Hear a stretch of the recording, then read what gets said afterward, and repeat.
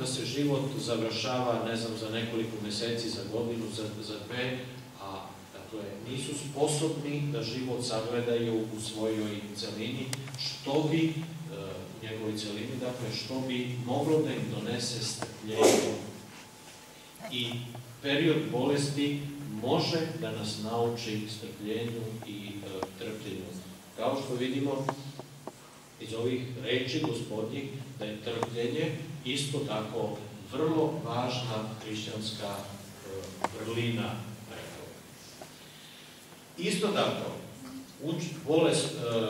bolest, patnja, jeste učestvovanje u Hristovom stradanju.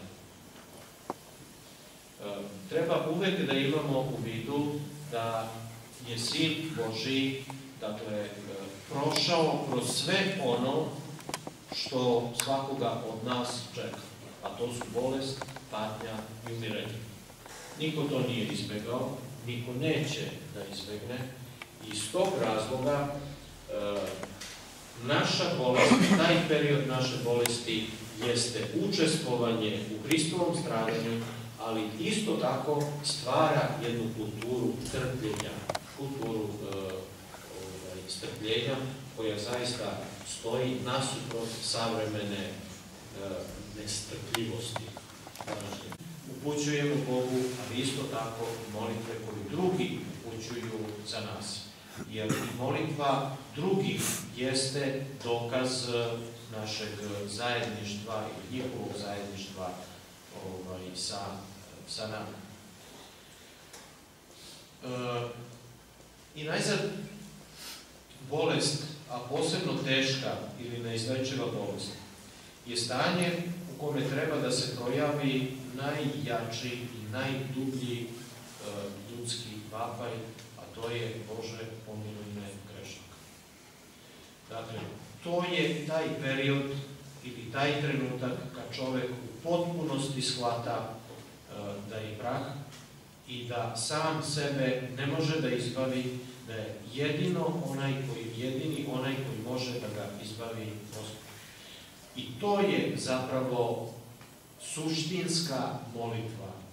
Bože, pomiluj me grešnika. Vi znate, naravno, da je to Isusova molitva, da sad ne ulazimo u celu tu priču, ali ona zapravo na najbolji način izražava naše stanje i zdravlja i bolesti, svejedno, celokupnog ljudskog stanja. Mi smo u stanju pada, u stanju greha. Jedini onaj koji može da nas izbavi jeste Bog. I tu se zapravo čovek projavljuje kao pravi čovek.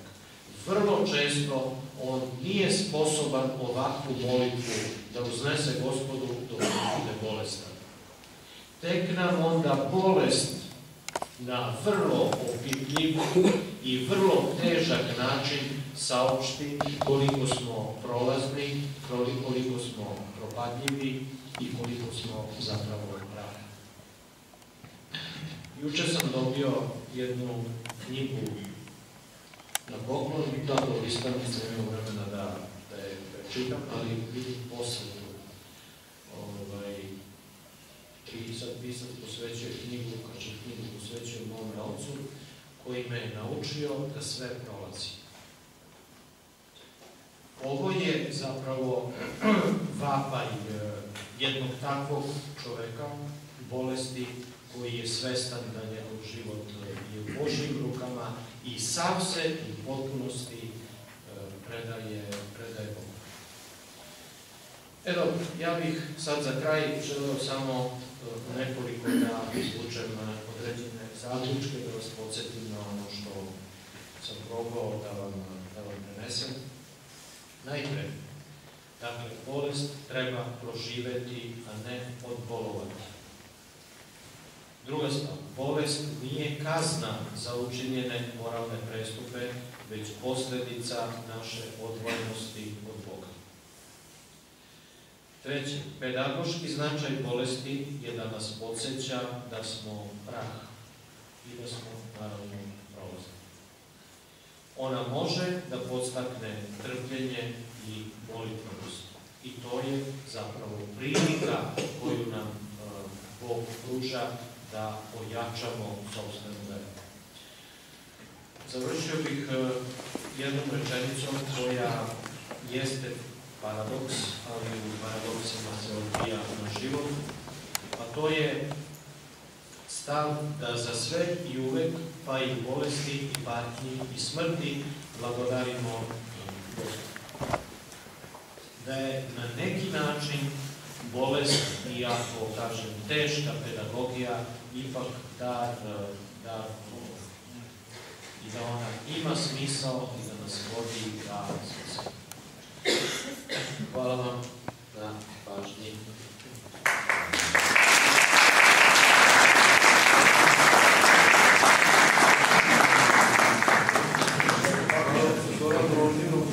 Znači sad ulazimo u deo koji podrazumeva vaša pisanja. Samo sad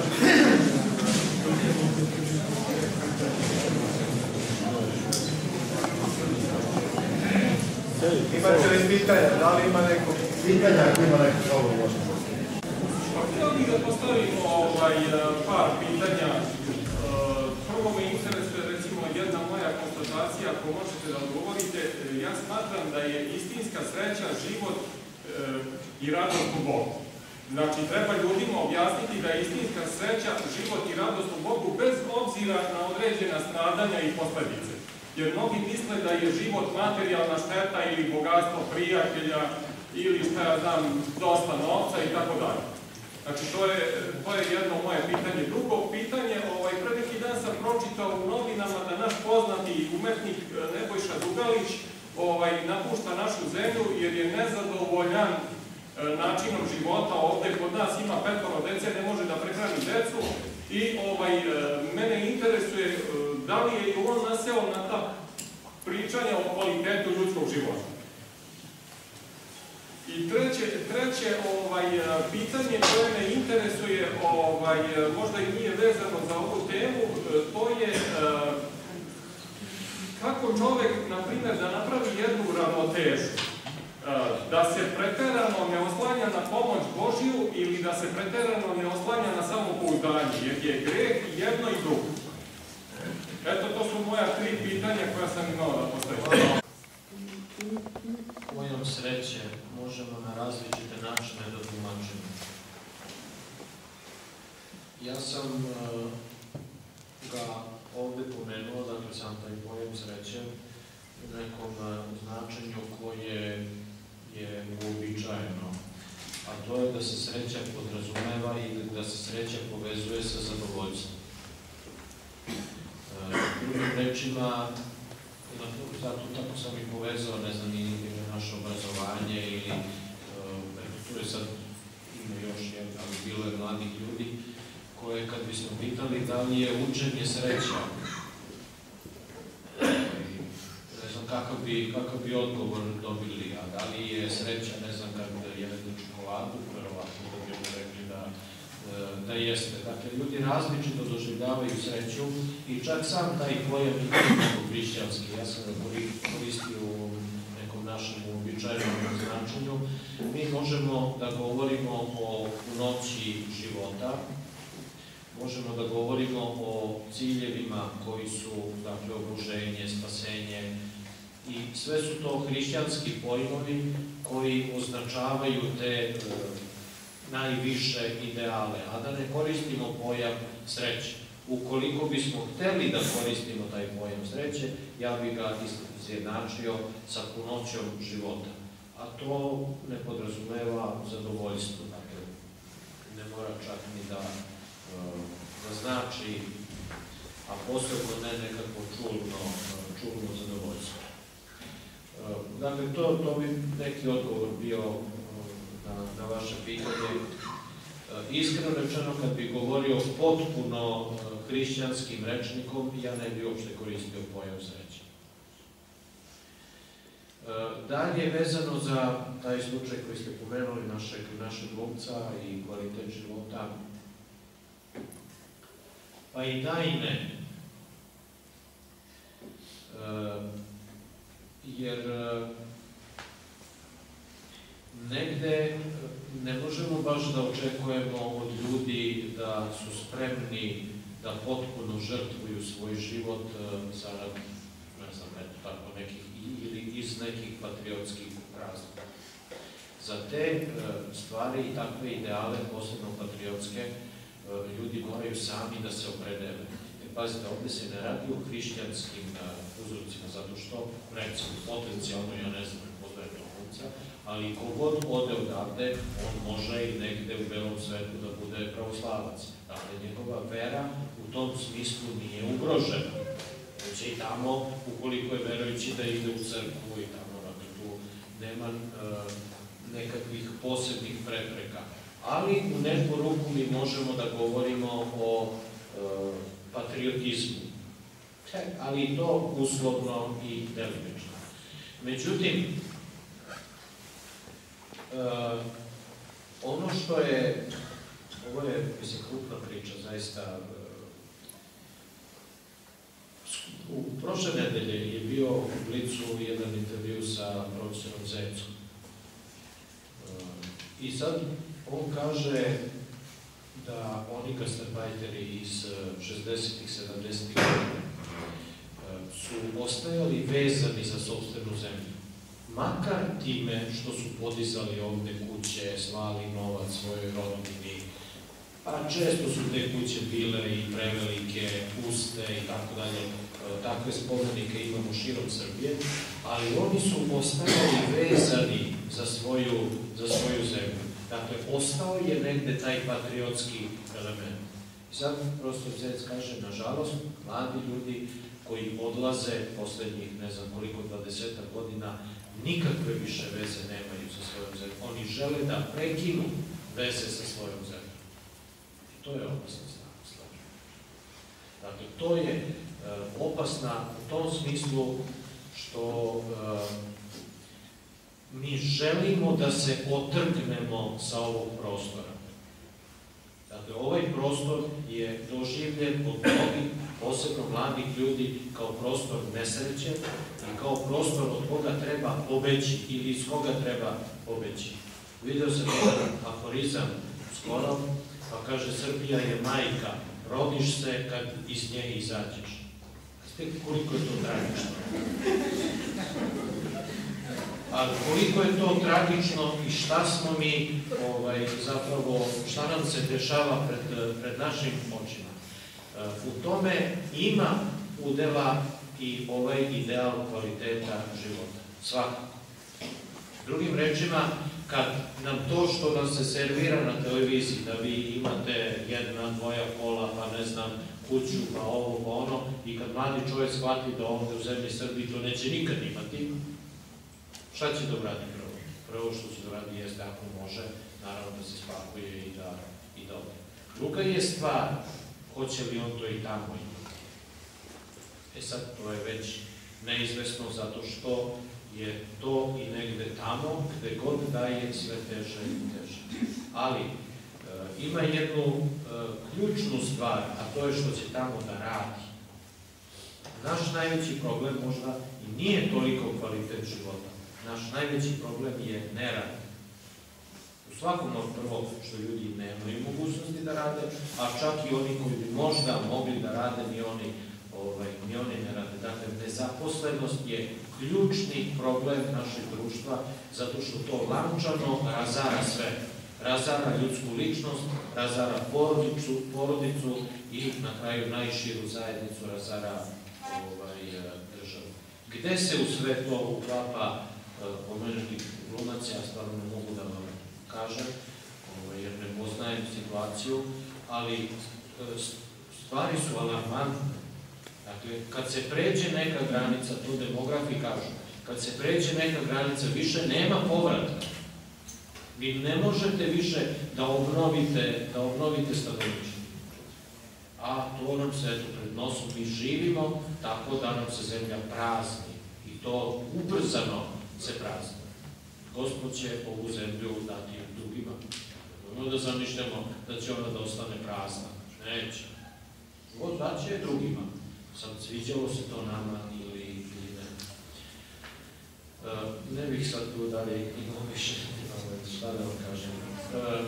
Treća stvar koju ste rekli, malo tamo, malo ovamo, pa Ne znam koliko i gde treba tu uspostaviti ravnotežu. I ono što sam pomenuo, dakle, tu suštinsku ljudsku molitvu Bože, pomiluj me grešnog, znači potpuno predavanje Gospodu. To ne znači našu neaktivnost. Još samo nešto da pomenem u vezi sa predavanjem, jer sam imao to pitanje na jednom drugom mestu. Pitali su me da li hrišćanin treba da ide kod ljekara. A naravno da treba da ide kod ljekara. I naravno da treba da se leči.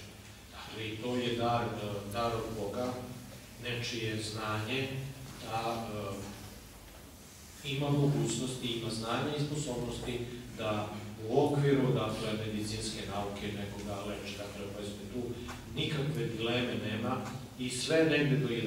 12. veka bolnice, kakve god da su one izgledale u tom periodu, su bile uz crkvu Sveti Sava i isto tako utemeljivač i naše medicine, posebno u manastiru Studenici, a ne samo osnivač ili arhijepiskop naše crkve.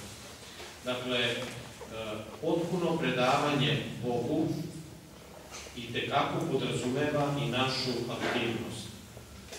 Ne možemo da kažemo, sad, ja se predajem Bogu i sedim i čekam šta će da mi se desi. Uopće to ne znači. Dakle, čovjek je aktivan, radi već šta treba, ali je njegovo potpuno pouzdanje u Boga, a ne u sopstvene snage. Izvolite.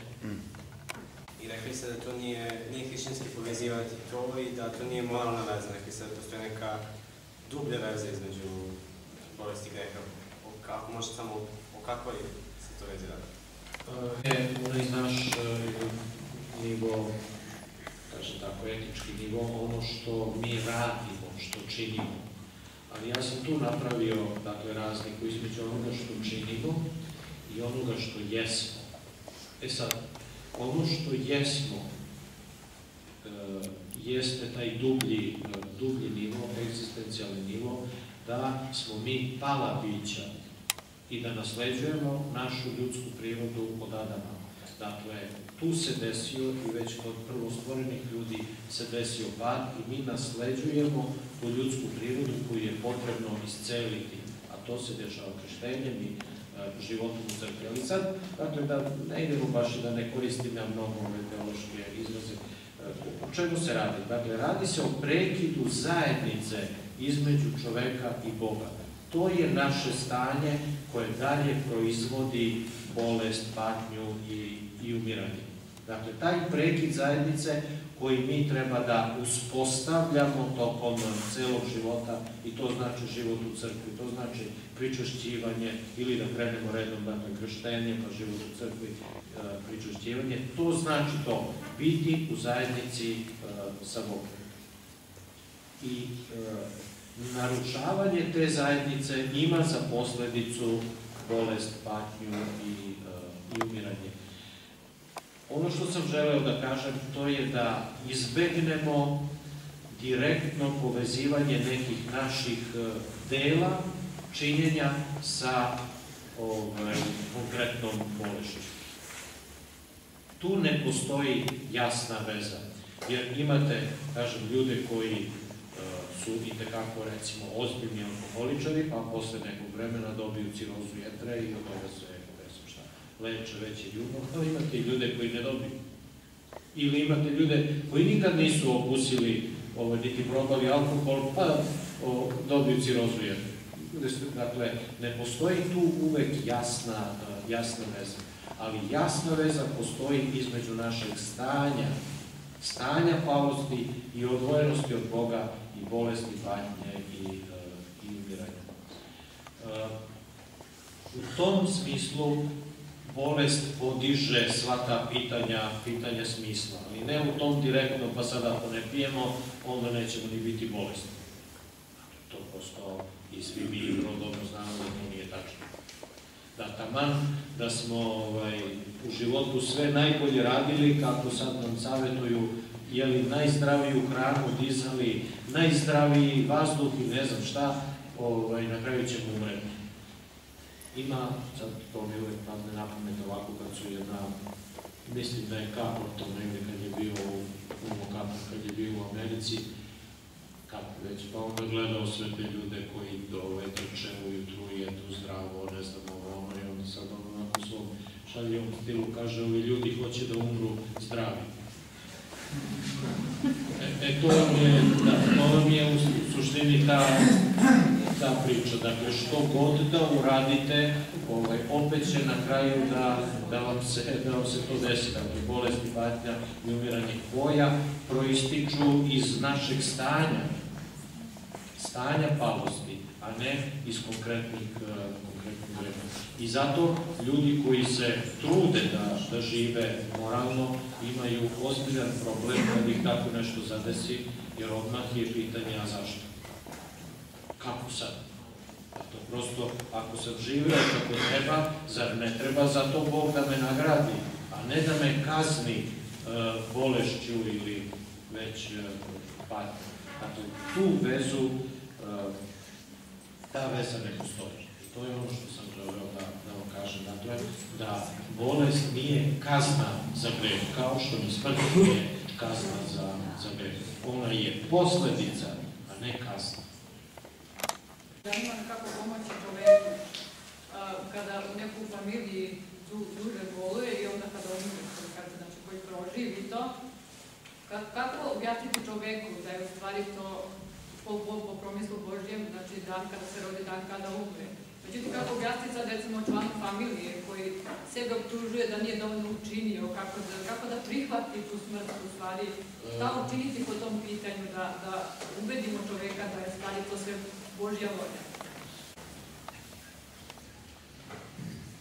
A ukoliko stvari sadrži to vaše pitanje. Dakle, pitanje krivice pre svega koje se javlja, to su sve tako komplikovane pitanja u jednoj rečenici, da nije sve uradio. Znate kako, ali te stvari se rešavaju razgovorom, te stvari se rešavaju dijalogom. Ne mogu drugačije da se reši, jer vrlo često nam se to dešava, da shvatimo koliko nam je neko značio tek onda kad on omre, ili tek onda kad se od njega rastanemo. Da na neki način mi ne proživljavamo dovoljno sadašnjosti i odnose sa drugim ljudima, to ne izričemo. I onda se zbog toga posle kajemo što nismo rekli, što nismo to pokazali. A to su sve ljudske stvari i stvari koje se rešavaju dijalogom. Nažalost, mi smo izgleda negde izgradili tu jednu lošu osobinu, da li je ona, ne znam, u našem mentalitetu ili šta već, da teško izgovaramo neke stvari. Dakle, mnogo ih više zadržavamo za sebe.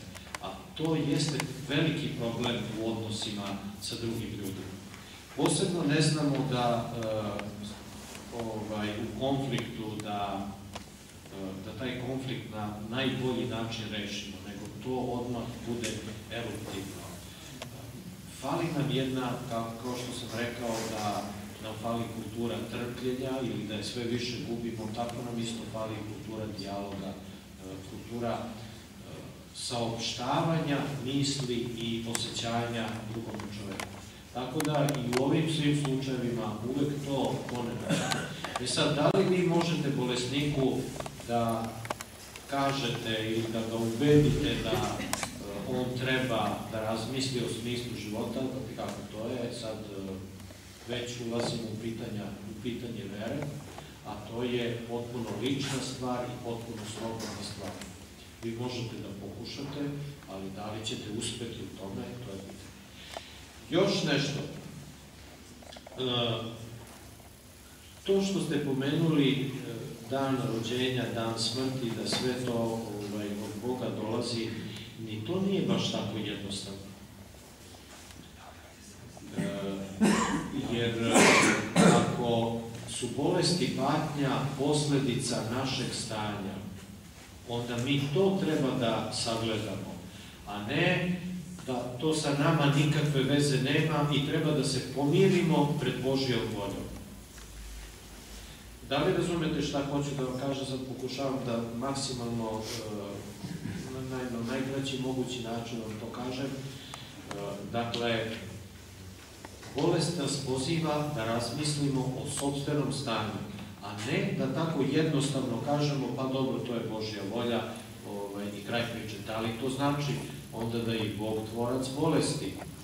Da li to znači da je onda u krajnjem slučaju Bog tvorac smrti?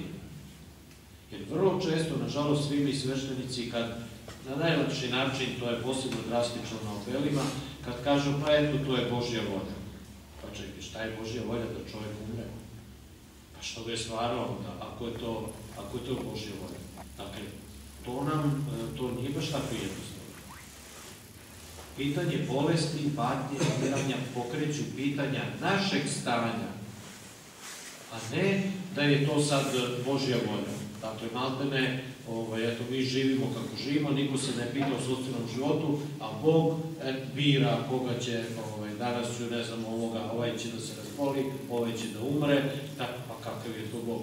Kako onda govorimo o Bogu ljubavi? Jer vrlo često se to dešava i u bolesti, kad vi njemu kažete, pa to je Božja volja, a onda kažemo, kakav je to Bog, neću da verujem njemu.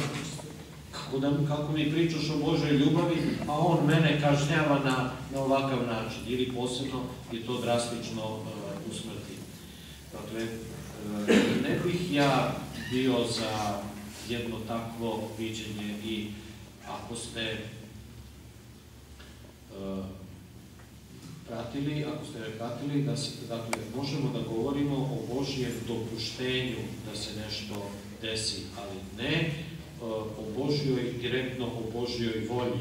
Sad dana tog i tog, taj će da se razboli. To prosto nije u okvirima naše vere. Bog već toga, ali tako ne. Današnjim, koliko crkva ili vi teolozi i svi ostali štitimo zakon zakon što je donešen za djecu. Recimo, desit će se da ja sa mojim unukom dođem ovdje i da ga poljubim i da me proglase pedofilom i mete na Facebook. Koliko vi možete utjecati na te zakone da se to briše, da ne znam kako da vam objasnim.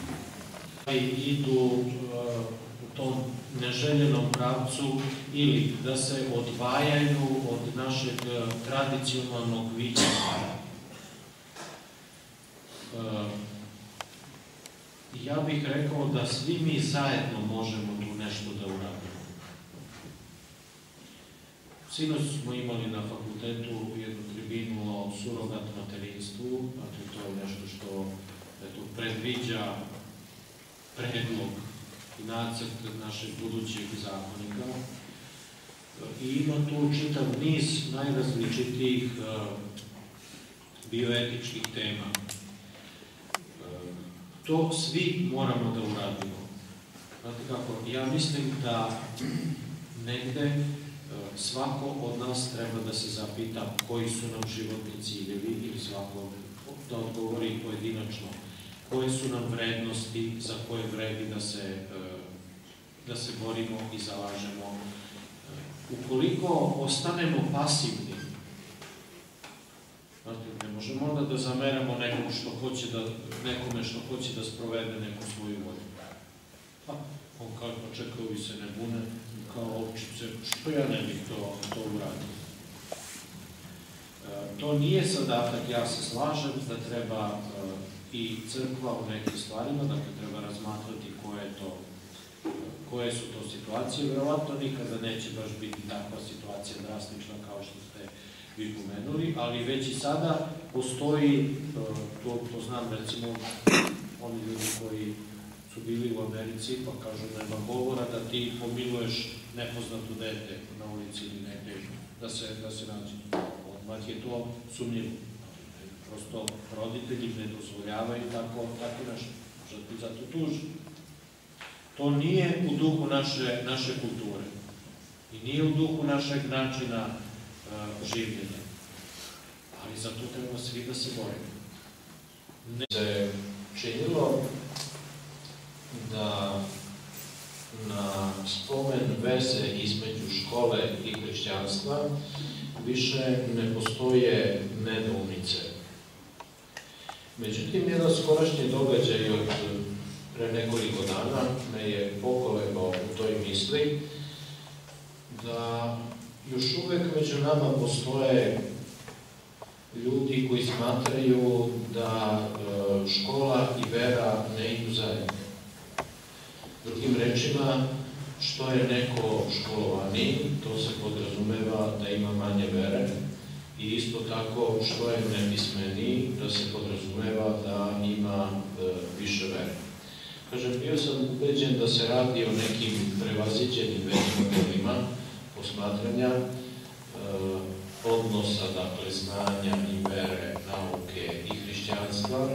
Međutim, izgleda da se taj stereotip neprestano ponavlja i da on prosto živi u nekim ljudima i da oni ne mogu van toga da razmišljaju.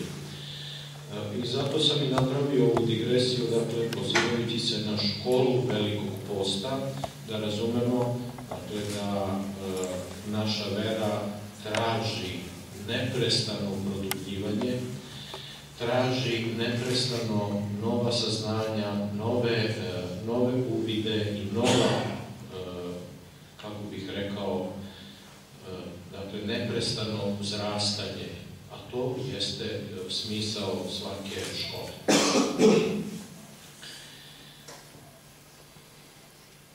Dalje, možemo da se zapitamo, ukoliko ne pohađamo školu pobožnosti, generalno, dakle, životnu školu, tako bih rekao, pobožnosti, kakva je onda naša vera?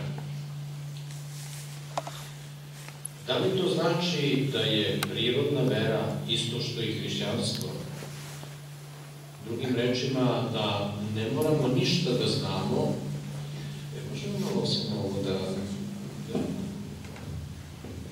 smetam je nešto.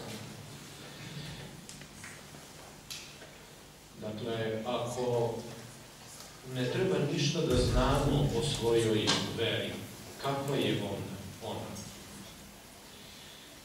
Ja bih rekao da zaista u našem narodu ima dosta te prirodne pobožnosti. Dakle, veruje se na nekakav neodređeni način.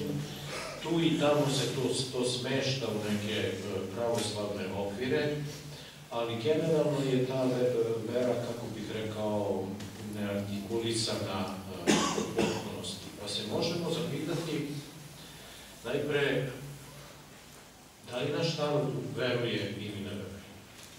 Koliko je duboka ta vera? Koje su njene manifestacije? I mogući su različiti odgovori na to pitanje. Verovatno bi braća sveštenici ovde dali jedan odgovor, dakle, sa njihove strane viđena vera. Verovatno da biste, možda vi ostali mlađi, stariji, dali neke drugačije odgovore, ali je gotovo sigurno da bi ti odgovori bili različiti.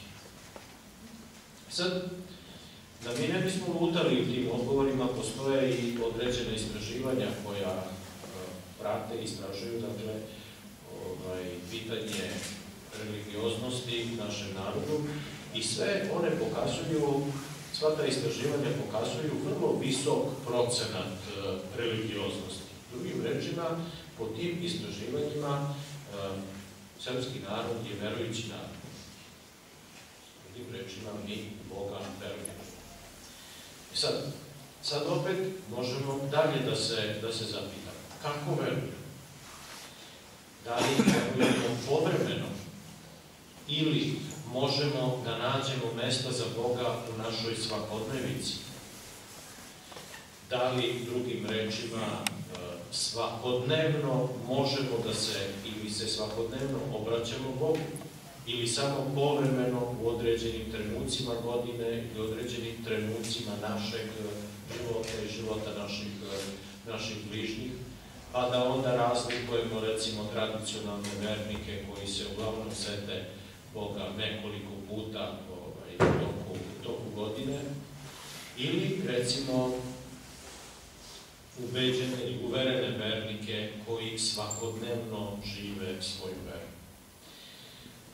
Mislim da je to pitanje svakodnevice vrlo važno i ključno u odnosu na našu veru. Jer ukoliko ne možemo da nađemo mesta za Boga u našem svakodnevnom životu, dakle onako kako živimo naš uobičajeni dan, našu dnevnu rutinu od jutra do mraka, ako tu ne možemo da nađemo mesta za Boga, onda zaista dovodimo u pitanje koliko smo mi zapravo verujući ili uvereni vernici. Jer, suprotno, ukoliko nalazimo mesta za Boga u našoj svakodnevici, onda to znači da Bog ima velikog značaja za nas, onda to znači da Bog u određenom procentu, određenom stepenu, dakle daje smisao našem životu. Sad opet u suprotnom slučaju, ukoliko nema mesta za Boga, što je često slučaj u današnje vreme, u svakodnevnom životu, to nam svedoči o određenom ateizmu na jedan specifičan savremeni način.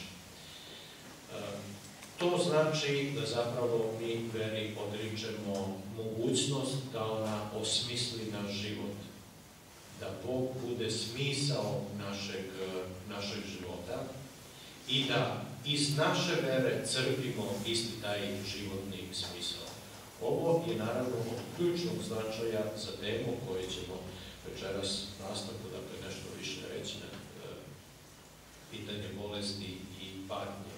Jer ukoliko ne uspevamo svakodnevni život da crpimo iz naše vere i iz Boga, onda to teško da ćemo uspeti i u periodima bolesti i patnje.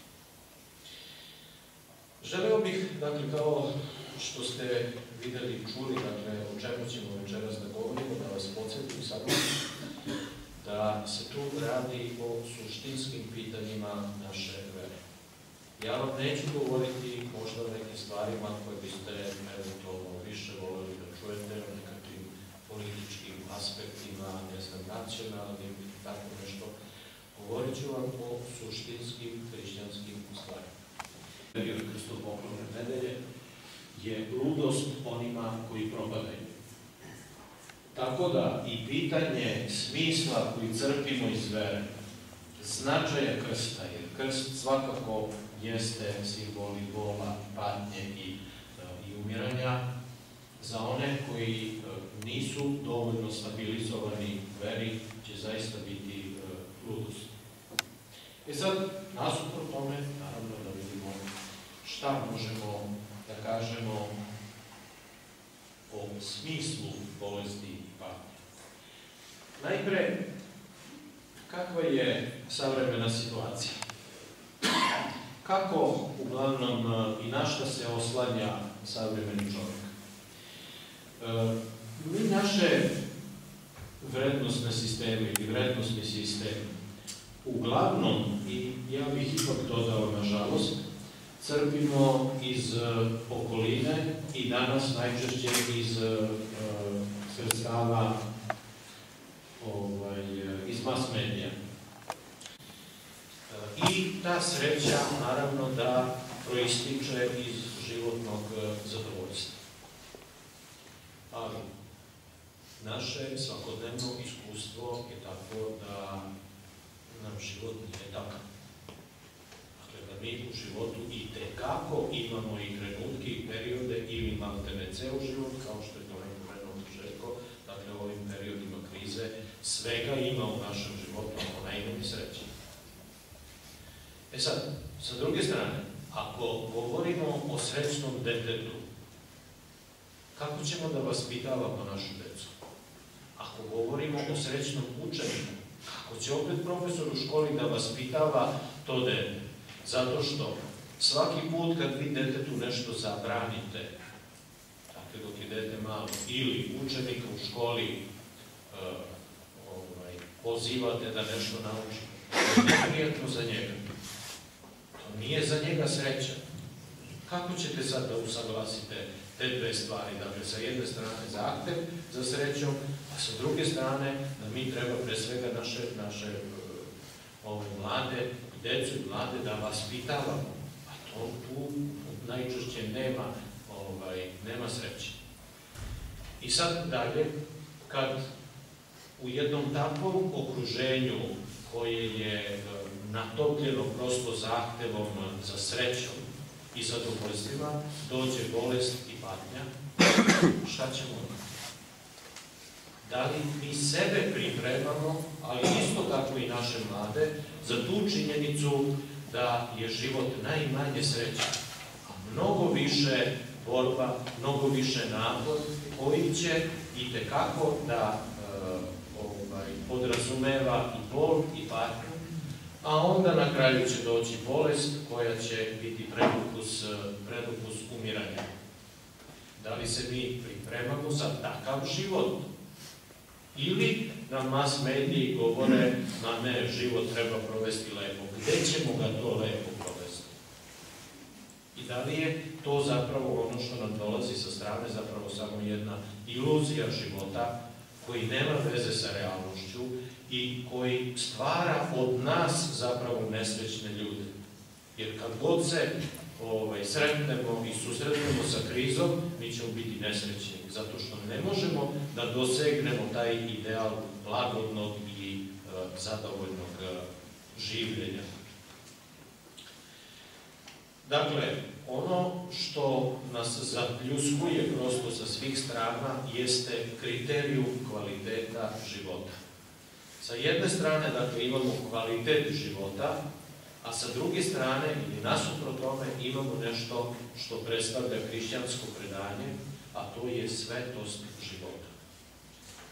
Dakle, da sam život kao najveći dar od Boga jeste svetinja, a ne, dakle, drugačiji stav da je kvalitet života važan. Jer pazite kakve su samo posledice. Šta se dešava onda kad kvalitet života nije odgovarajući? Kao što je to uglavnom kod nas slučaj.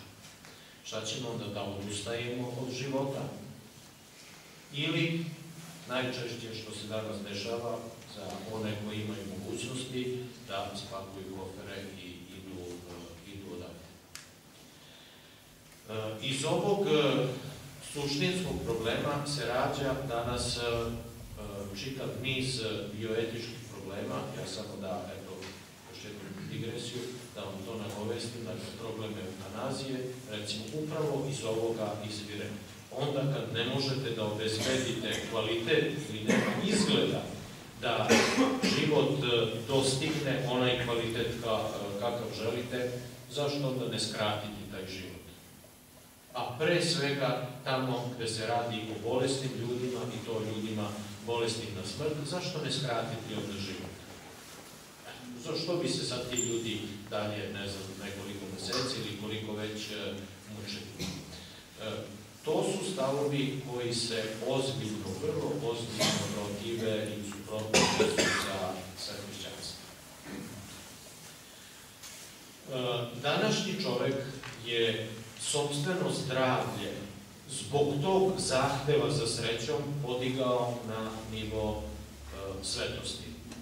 Drugim rečima, da biste mogli, to je prosto takva logika, da biste mogli da budete srećni, morate da budete zdravi.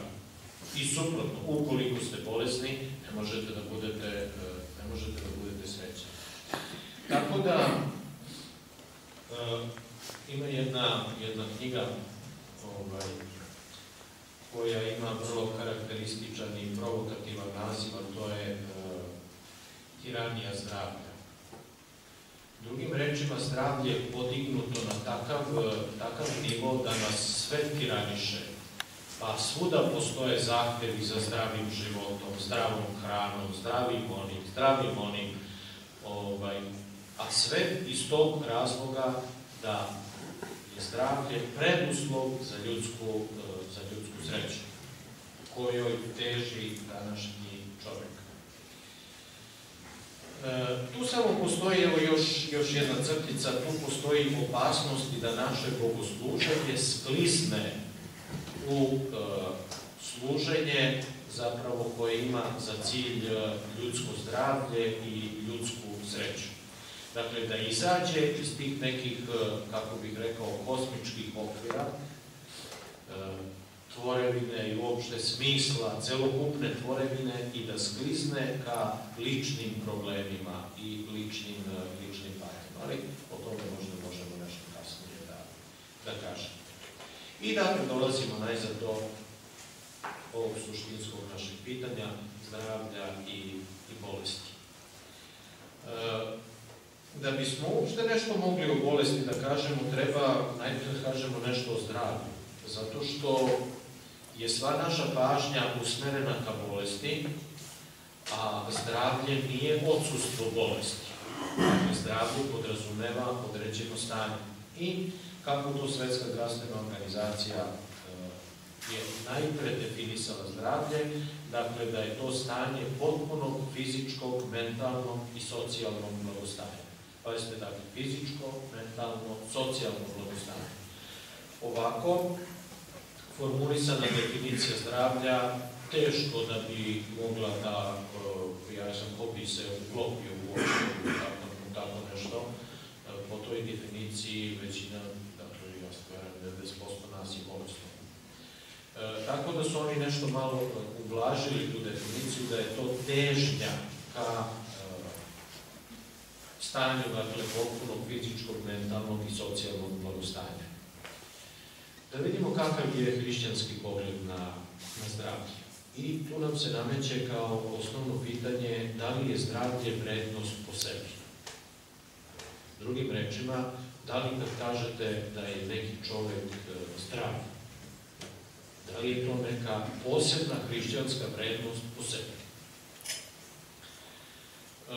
Ono što možemo da nađemo u evanđeljima pre svega jeste da je zdravlje nesumnjiva vrednost. Dakle, da se Hristos isto tako brine o zdravlju bližnjih koje se reče, da u evanđeljima imamo negde možda između 20 i 30 čudesnih ozdravljenja i 3 vaskrsenja iz mrtvih, što nam sve, dakle, govori da je Hristos lekar duše i tela. Tu nema nikakve sumnje i hrišćansko predanje ga takvim označava da je on naš lekar i duše i tela. Vratite pažnju, dakle, Hristos isceljuje, dakle, i se smatra, ili verujemo, dakle, da je on lekar i duše i tela. Ne samo duše, ne samo tela. Zato što su i duše i telo čovjeka. Evo nekoliko karakterističnih detalja iz evanđelja koji će nam poslužiti da odgovorimo na to pitanje da li hrišćanstvo zdravlje vidi kao vrednost po sebi. U priči o poslednjem sudu kod Mateja u 25. glavi kaže Gospod: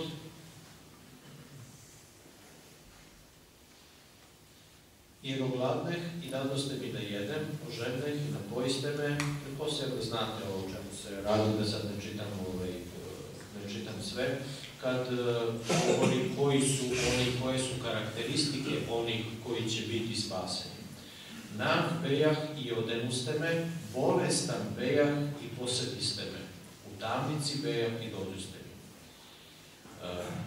Dakle, svaki put kad hrišćanin poseti bolesnika, on već izražava i otkriva jednu hrišćansku vrlinu koja je vrlo cenjena, tako kažem, od strane Gospoda.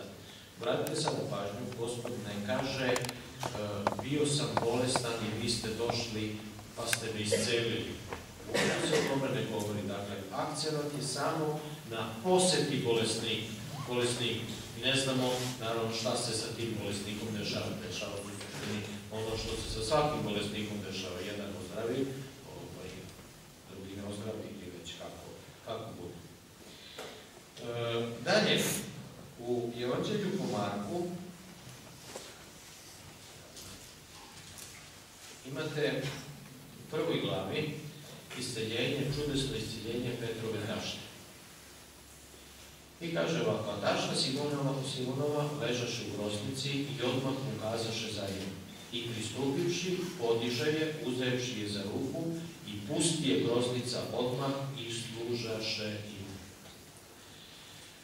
Iz ova dva primjera sam zapravo želeo da naglasim da je zdravlje preduslov za služenje drugim ljudima, preduslov za stvaranje zajednice među ljudima. Nije vrednost sama po sebi. Drugim rečima da čovjek treba da bude statičan u zdravlju, pa da kaže da evo ja sam sad zdrav i uživat ću u svom zdravlju. To nije hrišćanska vrlina. Zdravlje je zapravo stanje koje nam u potpunosti omogućuje da služimo drugima i da na taj način stvaramo jednu čvrstu zajednicu između ljudi i naravno zajednicu sa Bogom. Na taj način posmatrano, dakle, hrišćanskim očima, najveće dobro ljudskog života nije zdravlje, već zajednica sa Bogom i ljudima.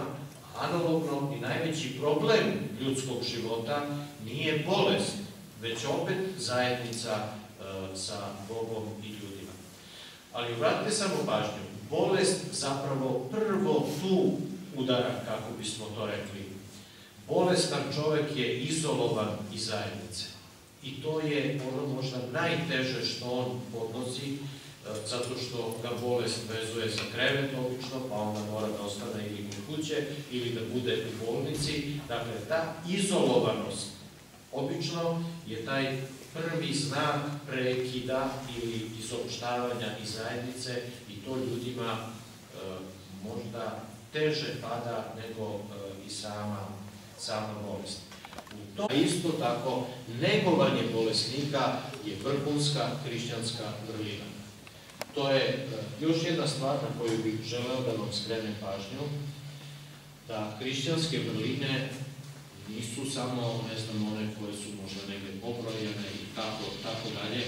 Nega bolesnika, a većina nas ima takvo iskustvo. Nega bolesnika je vrhunska hrišćanska vrlina, koja stoji sigurno u istoj ravni sa mnogim drugim hrišćanskim vrlinama, poput, prozorljivosti ili nekim drugim vrlinama.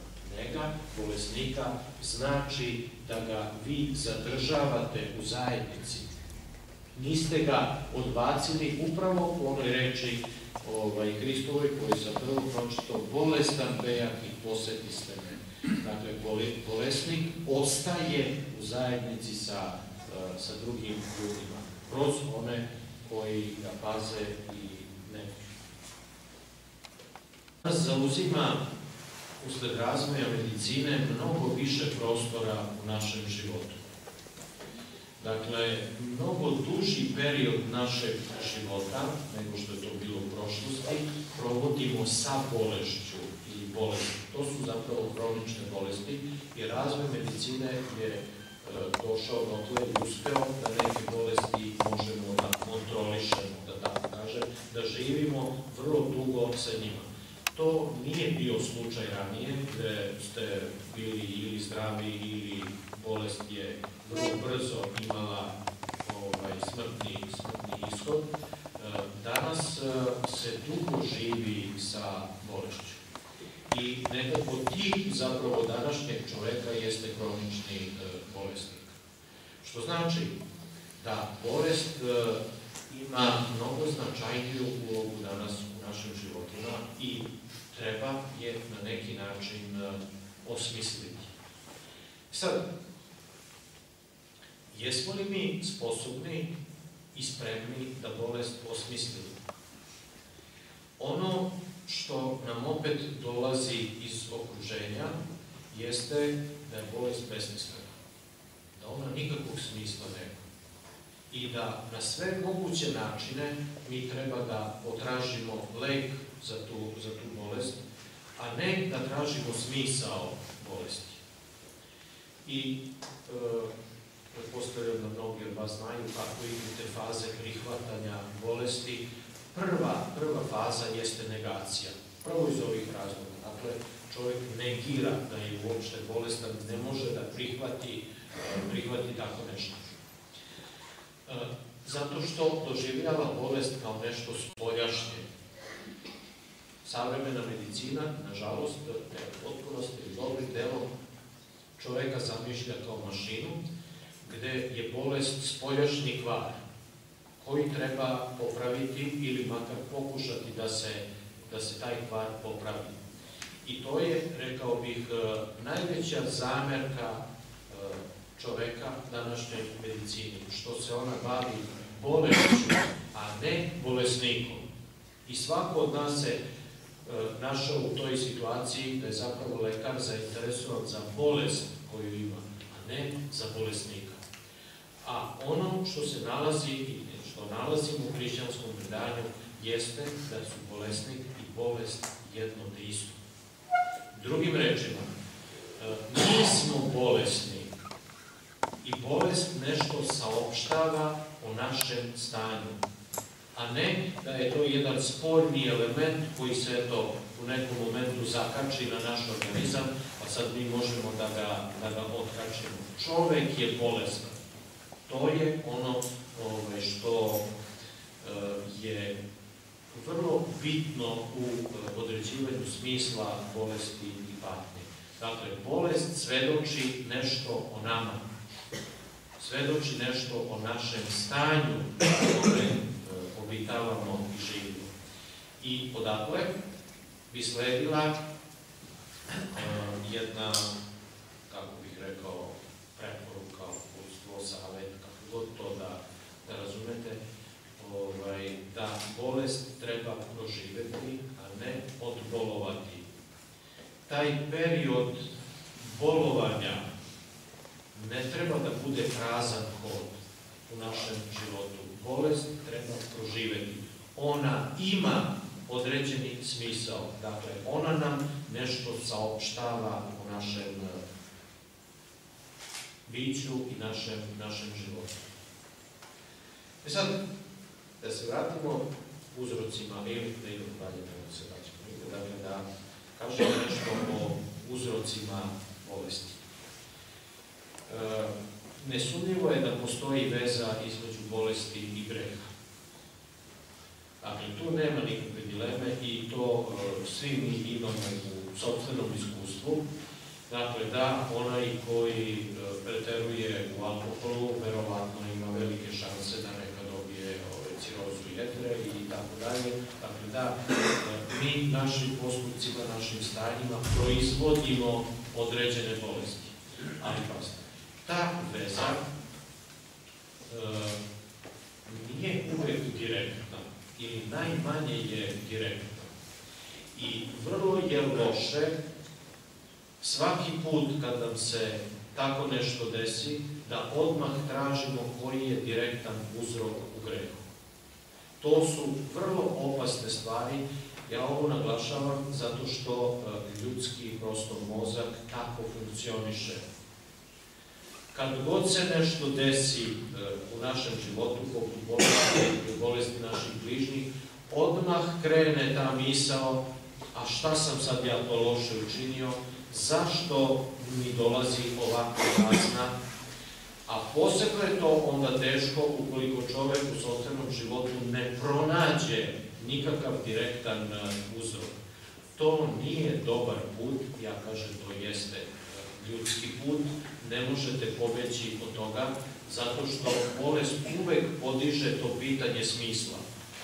Nema govora. Kad god saznate, čujete ili vam neko saopšti da ste bolesni, odmah krenu pitanja, a zašto ja? Zašto u ovom trenutku? Šta sam to zgrešio? Zašto me Bog kažnjava na ovaj način? Dakle, to su prosto neminovna pitanja.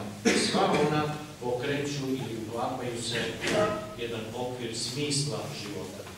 Ali dovođenje u vezu bolesti i jednog konkretnog našeg greha nije dobro. Dakle, nije hrišćanski. Kao svedočanstvo o tome, pročitat ću vam, pretpostavljam, opet dobro poznatu priču iz Evanđelja o Jovanu, 9. glava, gde kaže: i prolazeći vide čoveka slepa od rođenja i zapitaše ga učenici njegovi govoreći: Rabi, ko sagreši, ovaj ili roditelji njegovi, te se rodi slep? Dakle, kao što vidite, i apostoli reaguju, kako bismo to rekli, na potpuno prirodan način, imajući naravno u vidu jevrejsko razumevanje bolesti, i odmah prva misao ide na to: ko je sagrešio? Da li on ili njegovi roditelji? A Isus odgovara: ne sagreši ni on, ni roditelji njegovi, nego da se jave dela Božja na njemu. Dakle, Gospod odbija u ovom slučaju da direktno poveže bilo čiji greh njegovih roditelja sa njegovim stanjem. Ta veza između greha i bolesti postoji na jednom dubljem nivou,